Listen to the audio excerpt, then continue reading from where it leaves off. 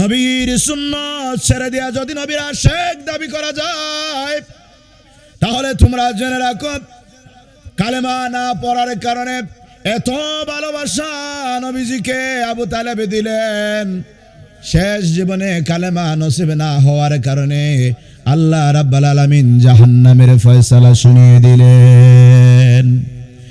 নিজের সন্তানকে অত ভালোবাসেন নাই নবীজি, দয়ার নবী, দরদি নবী এতিম হয়ে গেলেন, বাবার দিক থেকে মায়ের দিক থেকে এতিম হয়ে গেলেন। দাদা আব্দুল মুত্তালিব দুনিয়া ছেড়ে চলে গেলেন। দরদি নবী, দয়ার নবীজি কাঁদেন, একা একা পাহাড়ের পাদদেশে দাঁড়াইয়া দাঁড়াইয়া কাঁদেন। আবু তালিব আইসা বলতেছে, বাতিজা রে কেন কাঁদো? ও চাচা, জন্মের 6 মাস পূর্বে আমার বাবা মারা গেছে, 6 বছর পরে মা মারা গেলেন, এরও কিছুদিন পরেই দাদাও মারা গেলেন।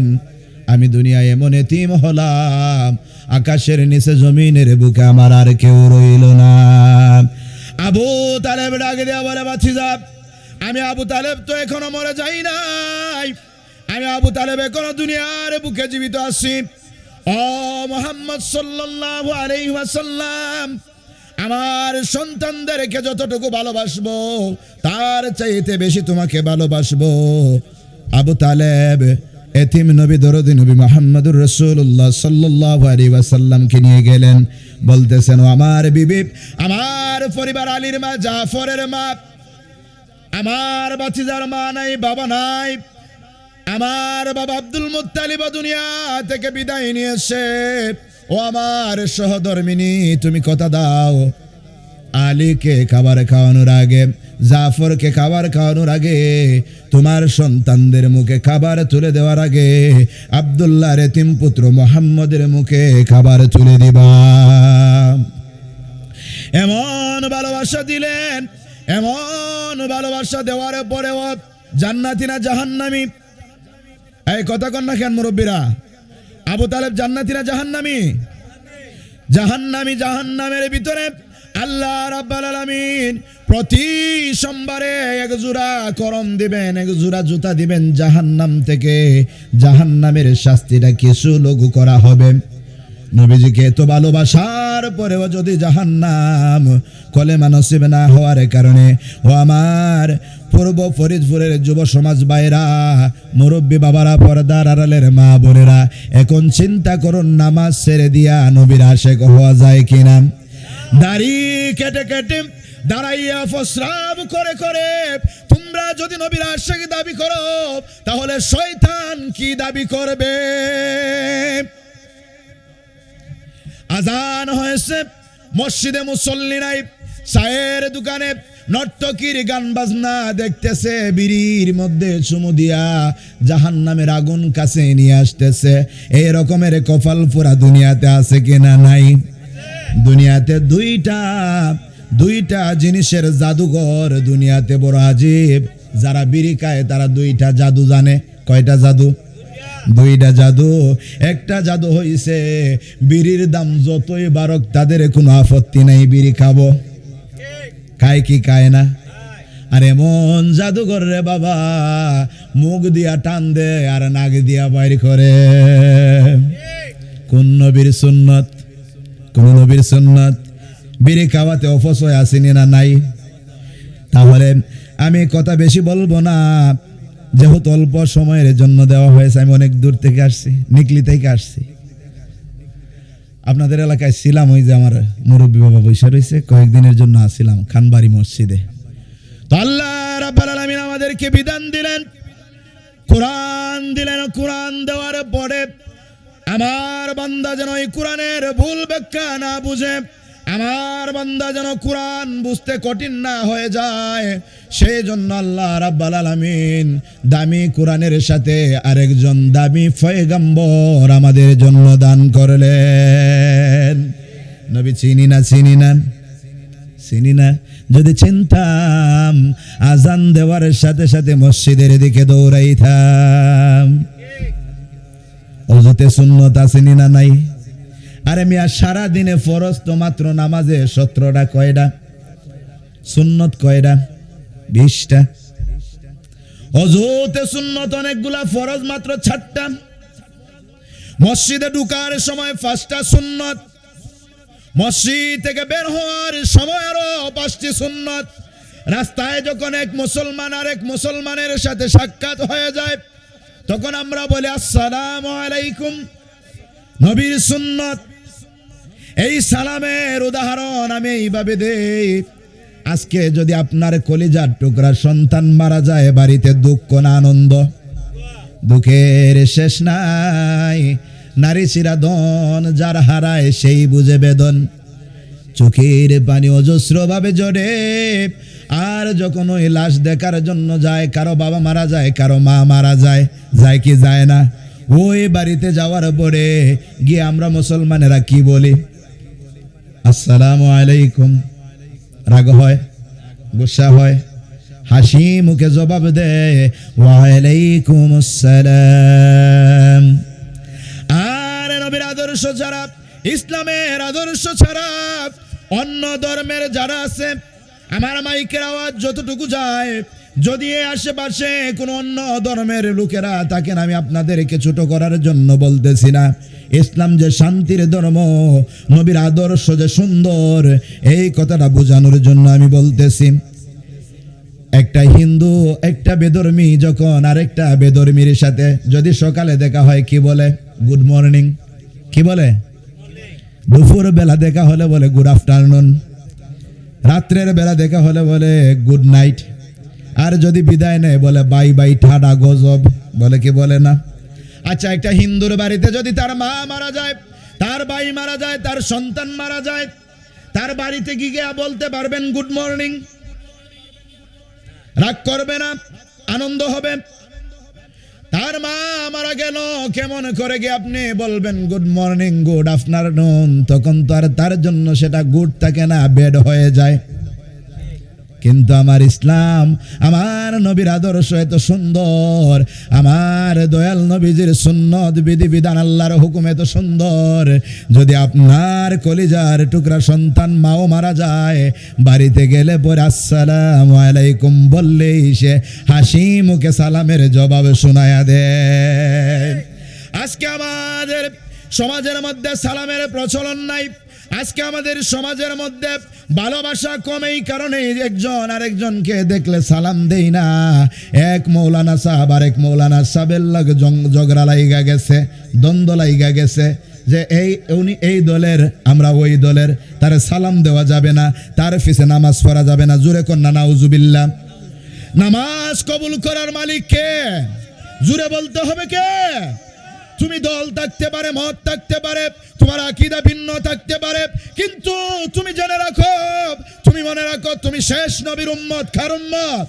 তুমি আল্লাহর গোলাম। নামাজ কবুল করার অথরিটি, এজেন্সিটি তোমাকে আল্লাহ দেন নাই। তুমি বলতে পারো না নামাজ তোমার পিছনে হবে না। যদি বলো তাহলে জেনে রাখো তুমি গায়রুল্লাহ হয়ে গেলা, আর তুমি গায়রুল্লাহ হয়ে দ্বিতীয় খোদা দাবি করে মুশরিক হয়েছ।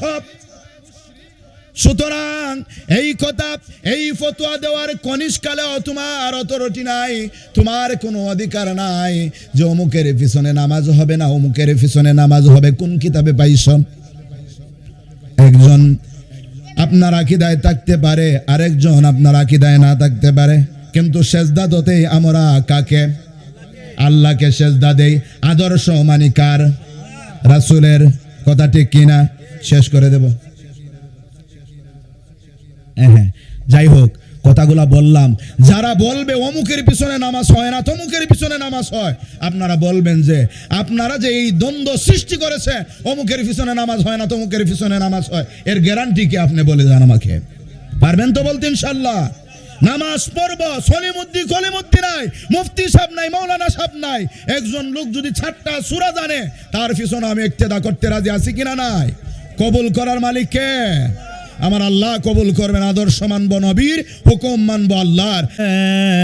ইল্লাল্লাহু ওয়াহদাহু লা শারীকা লাহু الذي أرسله بالحق بشيرا ونذيرا وداعيا إلى الله بإذنه سراجا وقمرا منيرا أما بعد فقد قال الله تعالى في كلامه المجيد أعوذ بالله من الشيطان الرجيم بسم الله الرحمن الرحيم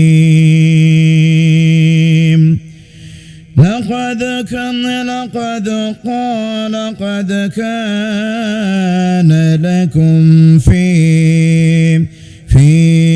رسول الله أسوة حسنة وقال تعالى في شان حبيبه إن الله وملائكته يصلون على النبي يا أيها الذين آمنوا صلوا عليه وسلموا تسليما يا اللهم شبيك توزيا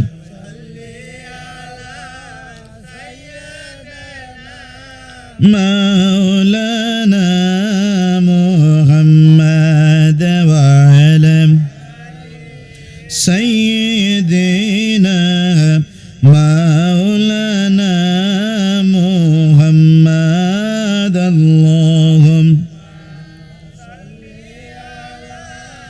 سيدنا مولانا محمد وعلى سيدنا مولانا محمد নদীর পার ভাঙে অপার করে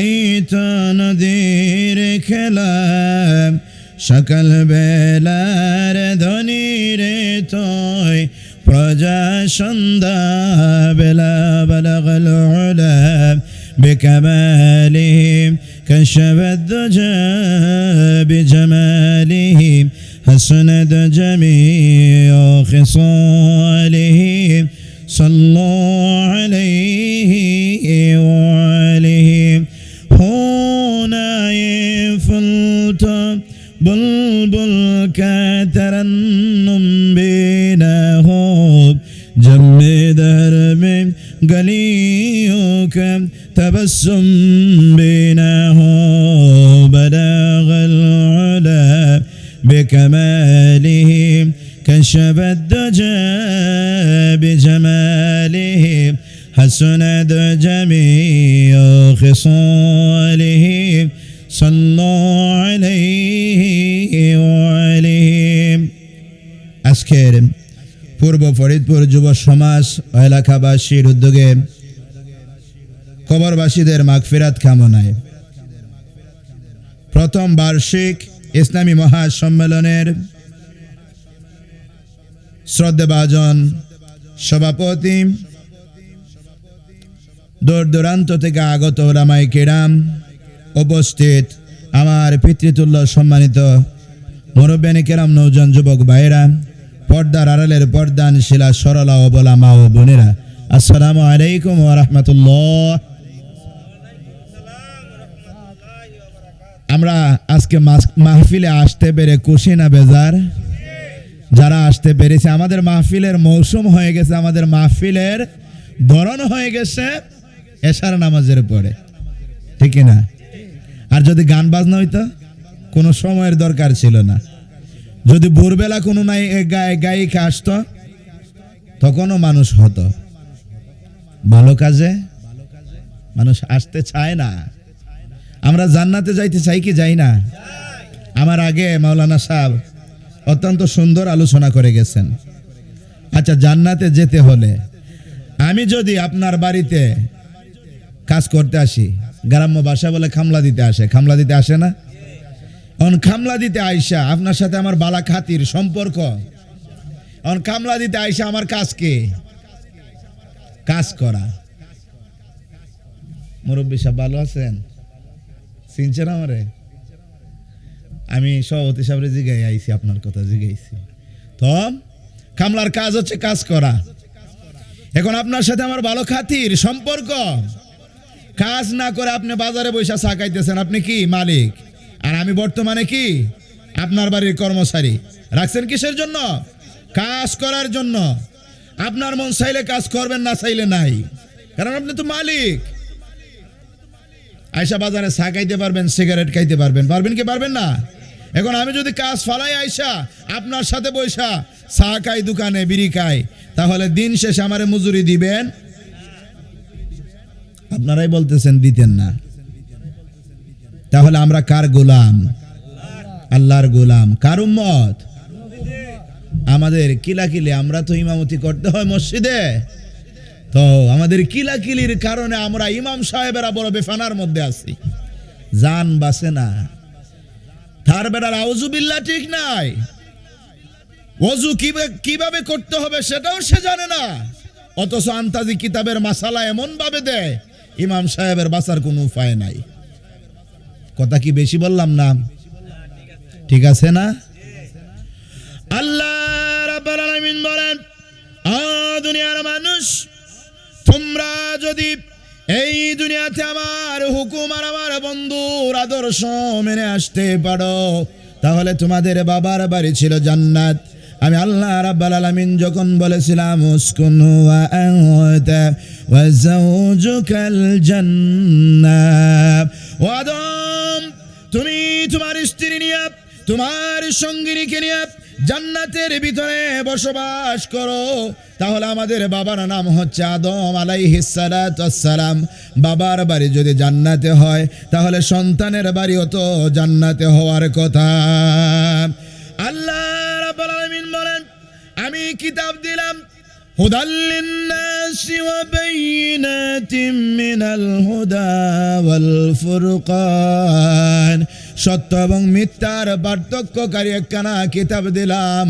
ও দুনিয়ার মানুষ, তোমরা ওই কিতাব প্রেসক্রিপশন কিভাবে মানবা? ওই প্রেসক্রিপশন রাতে গ্রহণ করবা না দিনে গ্রহণ করবা, আধারে গ্রহণ করবা না আলোতে গ্রহণ করবা? এই জন্য আচ্ছা